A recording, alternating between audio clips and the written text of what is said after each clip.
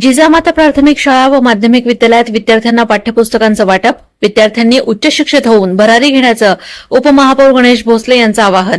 1ली ते 8वी पर्यंत शिक्षण घेत असलेल्या विद्यार्थी पुस्तकांपासून वंचित राहू नये, तसेच त्यांना पाठ्यपुस्तकाअभावी शिक्षणाची अडचण भासू नये यादृष्टीनं समग्र शिक्षा अभियानाअंतर्गत मोफत पाठ्यपुस्तके योजना सुरू करण्यात आली आहे. बोरुडगाव रोड येथील जिजामाता प्राथमिक शाळा व माध्यमिक विद्यालयात आज विद्यार्थ्यांना पाठ्यपुस्तकांचं वाटप करण्यात आलं. तर कार्यक्रमानंतर सर्व विद्यार्थ्यांना अल्पोपहार देण्यात आला. यावेळी माजी उपमहापौर गणेश भोसले, नगरसेवक प्रकाश बागनगरे, सीताराम फुलसुंदर, सेंदाने काका, मुख्याध्यापक राजू शिदोरे, रिंकू शिदोरे, सर्व शिक्षक व पालक वर्ग उपस्थित होते. यावेळी माजी उपमहापौर गणेश भोसले म्हणाले की विद्यार्थ्यांच्या शालेय दशेत योग्य मार्गदर्शनाची गरज असते. ते काम शिक्षक वृंद करत असतात.